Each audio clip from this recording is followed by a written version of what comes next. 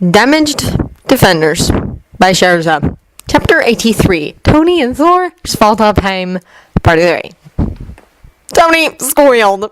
Whatever. He was secure enough in his masculinity to admit it. He did. Like a little girl getting the pony she'd begged for Christmas. Thank goodness there were some unused seats on the bridge, because he'd also kind of had to sit down, put his head in his hands, and concentrate on breathing for a minute there.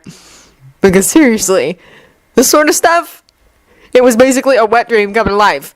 And what drove him absolutely insane was that the dwarves, none of the other realms, had computers.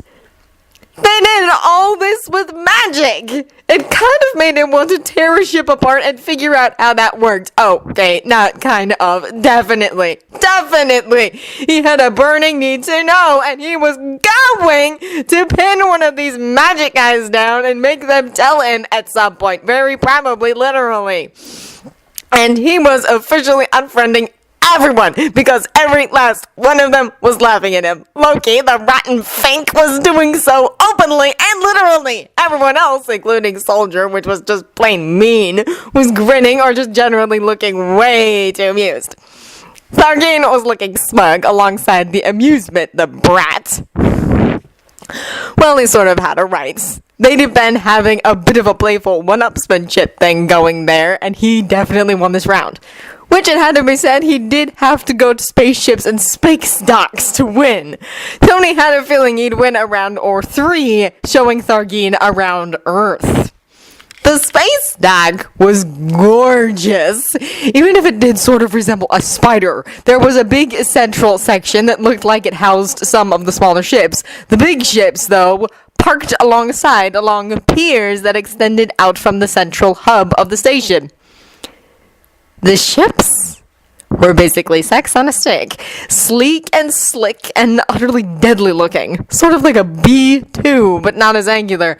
All the edges were more rounded, even on the big ones that couldn't possibly make planetfall. The smaller ships, a few of which were moving around in the space around the dock, looked like they were fully optimized for escaping and re-entering planetary atmospheres. Neither the space dock nor the ships had windows, which both pleased Tony and made sense, given that the dwarves lived underground and were used to not having them. Humans might like and even need windows, but they were a weak point both structurally speaking and security-wise. Even if the glass itself was equally as tough as the metal or whatever surrounding it, the seam between the two presented a potential problem. Tony took one nice deep breath and got to his feet. Right. Time to get to work. This was going to be so much fun. From the moment an ambassadorial trip to the various realms had been mentioned, Thor had known that the visit to Svartalfheim would be interesting. Whatever his other attributes, both for good and ill, Tony Stark was an artificer at heart, and even without the aid of magic, one good enough to rival a goodly number of dwarves. Not their master crafters, to be certain, as the strength of their magic their master crafters could bring to bear put their creations well outside anything Thor had thus far seen on Earth, but definitely somewhere in the middle. Combine that with Tony's sometimes excitable personality, and yes, Thor had foreseen much fun on this trip. Obviously, Loki had been of like mind, because Loki had made a point of positioning himself such that he could watch Tony whenever such was possible. Thor was convinced that Tony was unaware of the little noises he kept making as they made their way through the tunnels. While the carts were not as fast as Tony's suit likely was, Thor had no idea how fast it could go, but he was entirely certain it could go faster than he had thus far seen. They were swift enough and bore some small resemblance to the Midgardian amusement rides that he had heard young Lady Rogue and John speak of briefly. And if Tony's suit was anything to go by, he had a love of going fast. Thor had, with the aid of Jarvis, investigated after speaking to them of it and not entirely understanding their explanation.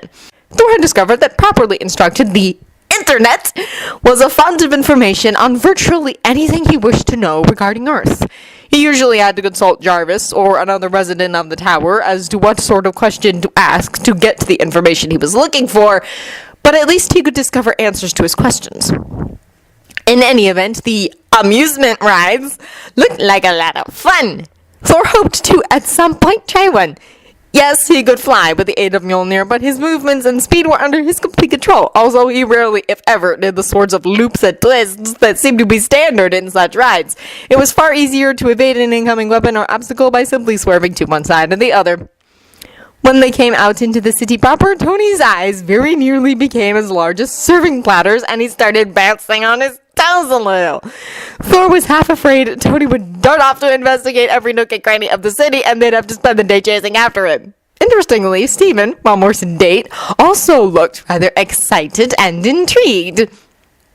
By the time they got to the throne room, Loki was snickering quietly. Thor, for his own part, was unable to keep from smiling. Even soldiers seemed to be taking an interest in their surroundings by then, though Thor was unsure if he was looking around to assess for potential danger or for some other reason. Thor managed to regain a more sober mien before they entered the throne room, only to lose it when Tony made a rather unstrangled noise that was something between excitement and approval. Then all thoughts of amusement at Tony's antics disappeared when Thorgine demanded to alter the enchantments upon Mjolnir. It had taken an act of will to set her down on the days. At that, to Thor's shame, he could not find the courage to attempt to pick her up before they left to examine the dwarves' spaceships. He did not think he could handle such a blow, especially not at so public a venue. Not a second time. Especially not when he knew this time the enchantment was on her. Last time he hadn't known. Not being able to pick her up had been unsettling, but the full impact had been absent because he hadn't known why. This time he would. At least the next few hours had provided a more than sufficient distraction.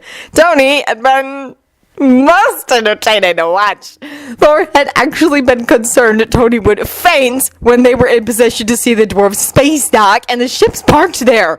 Certainly he'd made a rather high-pitched noise and then started to breathe very fast.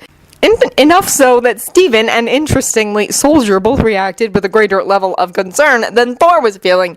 He suspected it had something to do with, well, something Midgardians were prey to that Asgardians were not. What that might be, he did not know. At least Loki, who knew more of Midgard than Thor did, seemed more amused than concerned, laughing softly at Tony's reaction. The speed with which the discussion between Tony and Thorgine exceeded Thor's understanding of spaceships and their construction was disconcerting, especially given that Midgardian technology and dwarvish magical construction had widely different terminologies. It was quite apparent that both men were semi-bridging that gap. Soon enough, Loki got pulled into the conversation as well, drawn in by the discussion of magical matters. Eventually, Stephen joined the discussion as well. By the time they returned to the throne room, Tony apparently had ironed out what he termed an idiot-proof spaceship for Midgardian use. We're going to need really clear, really simple controls. Even if we have enough astronauts for various countries to crew these things, they're not going to have the same sorts of controls that our shuttles have. We can always get something super slick built after this mess is over, but for this we need idiot-proof construction and controls, Tony said. Thor did not disagree with such wisdom.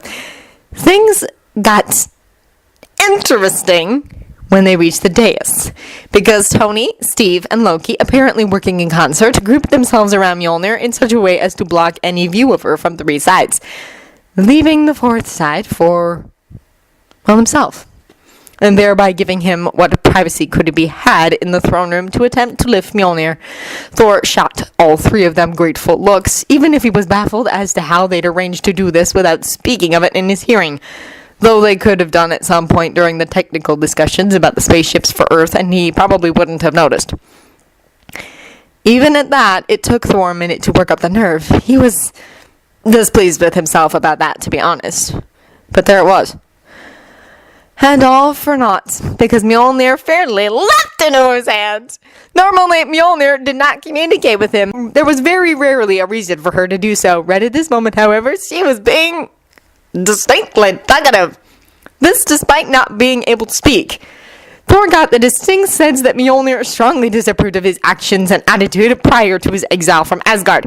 By the same token, she seemed very pleased with his improvement since then, and he got the definite impression that so long as he did not fall back into his old arrogance and thirst for bloodshed, she would remain with him. She might permit herself to be used briefly by another if Thor was knocked unconscious or trapped under rubble or the like, and thus temporarily unable to wield her mid-battle, but she would not allow such a person to become her primary wielder so long as Thor was alive and not being unworthy. Thor could not quite prevent himself from heaving a sigh of relief, as they would be standing about discussing things for some time, yet he set Mjolnir back down. He refocused his attention on the proceedings. As amusing as the last few hours had been, things were about to get interesting once more. A general plan for the proposed spaceships had been worked out, but now began the process of agreeing upon form of payment, amounts of payment, and the construction of the contract to build the ships. By the end of the day, Tony's brain was pretty much going nuts with ideas for tech he could build based on stuff he'd seen. He'd been surprised when he'd been able to talk tech with the dwarves, but all it had taken was a bit of mental translation to turn stuff like this rune cluster powers that button, which shoots the ray guns, into the wires and computer chips version of the same thing in his head. Better yet, the dwarves had seemed fully able to do the reverse whenever he talked about some particular bit of tech. The idea of having a dwarf hanging out in the tower was, to be frank, sounding better and better. But now Tony really needed to focus because they were to the contract negotiation stage of things, and Thor warned them the dwarves were likely to try to snooker them as a test. Tony had decided that what was good for the goose was good for the gander. If the eager but angelic look Erskine was abruptly sporting was any indication, he was looking forward to this as much as Tony was. Now, before other parts of the contract are settled, we must discuss form of payment, Erskine said. Despite on how many ships and what you want them to have is beside the point, if we cannot agree on how they will be paid for. Agreed, Tony said. I'm thinking goods for goods, since figuring out exchange rates on money would be a nightmare and a half. The value of our money is determined by a bunch of factors that wouldn't mean a thing to you or your people.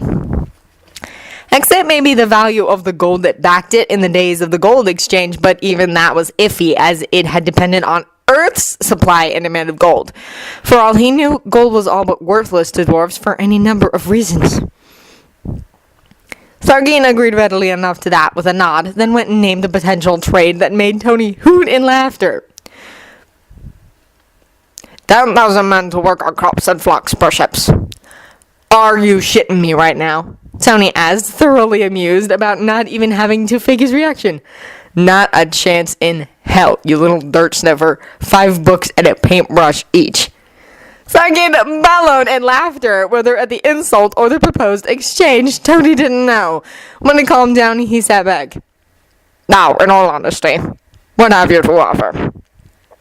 I actually have something specific in mind, Tony admitted. Thor mentioned that your diet's pretty limited thanks to the limitations you have on what you can grow. We Midgardians have come up with a process that allows us to grow food pretty much anywhere, with no soil. And this method produces quite a bit more food than traditional farming. What I'm thinking is, we get ships, we give you the information, let you borrow some people who know how to do it for, say, a year, and give you some startup equipment. At first, Erskine looked like he was going to dismiss the idea. Probably, Tony figured, because he assumed Tony wanted to trade him food. Once Tony started to explain, though, Erskine looked extremely interested, rather understandably. He'd be even more interested when he realized just how much you could grow with hydroponics. Tony figured it wouldn't take the dwarves long to magic up their own version of the whole thing, but they needed to know how it was all supposed to work first. I believe, Tony Stark, that we may have found an acceptable method of payment, Erskine said, though I would need to know more to be sure. Not a problem, Tony said.